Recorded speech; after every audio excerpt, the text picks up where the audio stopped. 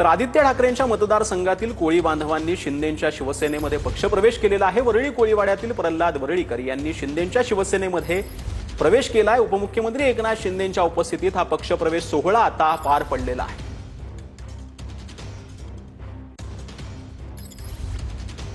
त्यांना सांगतो कोळीवाड्याचा विकास लवकरच झाल्याशिवाय राहणार नाही। वरळी प्रल्हाद वरळीकर आणि त्याचे सर्व सहकारी पुणे जिल्हा महाराष्ट्र ब्राह्मण सभा प्रदेशाध्यक्ष मयुरेश आरगडे आणि प्रकाश वाघ सागर कुलकर्णी सगळे लोक या ठिकाणी सामील झाले। मुंबईमध्ये आजपर्यंत सर्व पक्षांनी आम्हाला गृहीत धरलं होतं आणि आमच्या गावाचा विकास हा रखडून ठेवलाय। विकास होतच नाही आमच्या गावाचा आणि शिंदे साहेब हे विकास पुरुष आहेत आणि आमच्या विकास पुरुषांवर एवढा विश्वास आहे ना की ती यानंतर आमच्या गावाची जी नौका आहे, जी होडी आहे, ती समुद्र पार करून आम्हाला किनाऱ्याला लावतील अशी आम्हाला त्यांच्याकडनं पूर्ण अपेक्षा आहे। संपूर्ण गावाचा आणि कोळीवाड्याचा विकास हा झाला पाहिजे आणि तो पण सर्वांगीण विकास झाला पाहिजे आणि तो पण आमच्या मर्जीप्रमाणे झाला पाहिजे। स्वयं विकास आमचा झाला पाहिजे आणि त्यासाठी एकनाथ शिंदे साहेबांनी आम्हाला त्यासाठी ग्रीन सिग्नल दिलाय की मी तुमच्या सदैव मोठ्या भावासारखा तुमच्या पाठीशी राहील। तर बीडच्या आष्टीमध्ये भाजपला मोठा धक्का बसलेला आहे। भाजपचे माजी आमदार भीमराव धोंडेंचा अजित पवारांच्या राष्ट्रवादीत पक्षप्रवेश आहे। अजितदादांच्या उपस्थितीमध्ये शेकडो कार्यकर्ते आणि पदाधिकाऱ्यांनी राष्ट्रवादीत पक्षप्रवेश केला।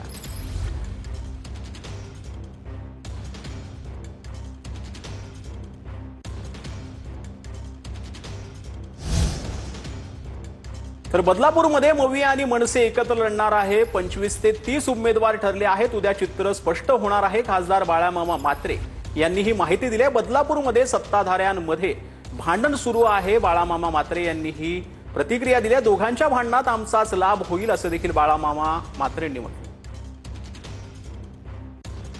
बदलापूर नगर परिषद निवडणूक महाविकास आघाडी प्लस मनसे असा आम्ही एकत्रितरित्या लढणार आहोत। उद्यापर्यंत या सगळ्या गोष्टीचा फायनल होऊन नगराध्यक्ष पदाचा उमेदवार हा शिवसेनेचा असेल अशा प्रकारचं आम्ही महाविकास आघाडीच्या वतीने जाहीर केलेलं आहे। खरं म्हटलं तर सत्ताधाऱ्यांची दोघांची भांडणं चालू आहे। दोघांच्या भांडणात तिसऱ्याचा लाभ म्हणजे आमचा लाभ कसा होईल या सगळ्या गोष्टींची चर्चा विनिमय करून मगच आम्ही तो उद्यापर्यंत निर्णय घेणार आहोत। तर बातमी आहे जळगावमधून। पारोळा एरंडोल नगर परिषद निवडणुकीसाठी भाजप आणि शिंदेंच्या शिवसेनेची युती जाहीर झाली आहे। पत्रकार परिषदेमध्ये भाजप आमदार मंगेश चव्हाण आणि शिंदेंच्या शिवसेनेचे आमदार अमोल पाटील यांनी युतीची घोषणा केली आहे। युतीमध्ये मात्र अजित पवारांच्या राष्ट्रवादीला डावलण्यात आल्याचं बोललं जात आहे। युती संदर्भात अजित पवारांच्या राष्ट्रवादीचा कोणताही प्रस्ताव आला नाही, त्यामुळे त्यांचा युतीत समावेश नसल्याचं यावेळी सांगण्यात आलं। वाटाघाटींमध्ये त्यांच्याकडनं अजून समन्वयाची भूमिका न आल्यामुळे इथं आम्ही भाजपा आणि शिवसेना युती करायचा हा निर्णय आम्ही घेतलेला आहे। झाली ना युती, आमची युतीची घोषणा ठरली। आमचं जागा वाटपाचं सूत्र संपलंय। नगराध्यक्ष कोणी कसा घ्यावा, पारोळ्याचा नगराध्यक्ष हा शिवसेनेचा असेल, एरंडोलचा नगराध्यक्ष हा भारतीय जनता पार्टीचा असेल आणि पुढील काळामध्ये जागेंच्या वाटाघाटी कशा करायच्या काय जवळजवळ हे आमचं सूत्र ठरलेलं आहे।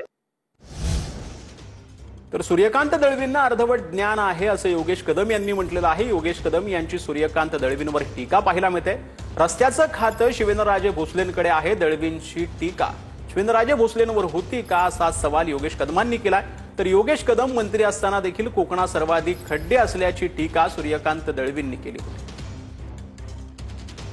त्यांचं अर्धवट ज्ञान आहे। ज्या रस्त्यावरती 250 कोटी आसपास निधी आपण मंजूर करून घेतलं, काम चालू आहे, त्याच्यावर टीका करत असं दुर्दैव आहे। विशेष म्हणजे ते खातं हे भाजपचेच मंत्री महोदय, महायुतीचे मध्ये असले मंत्री महोदय शिवेंद्रराजे भोसलेंकडे ते खातं आहे। मग त्यांची टीका ही शिवेंद्रराजे भोसलेंवरती होती का? त्यांनी विचार करायला पाहिजे होता ह्याच्यावरती।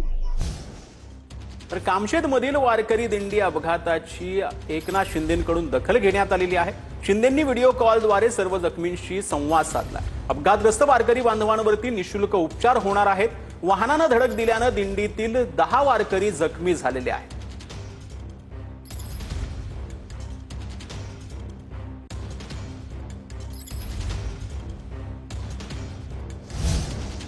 तर वनमंत्री गणेश नाईक उद्या शिरूरच्या पिंपरखेडमध्ये जाणार आहेत। पिंपरखेडमध्ये बिबट्याच्या हल्ल्यामध्ये मृत्यू झालेल्या कुटुंबियांची ते भेट घेणार आहेत. बिबट्याच्या हल्ल्यानंतर 2 दिवसात वनमंत्री गणेश नाईक पिंपरखेडला येणार होते, मात्र तब्बल 10 दिवसांनंतर गणेश नाईक पिंपरखेडमध्ये येत असल्याची माहिती मिळाली.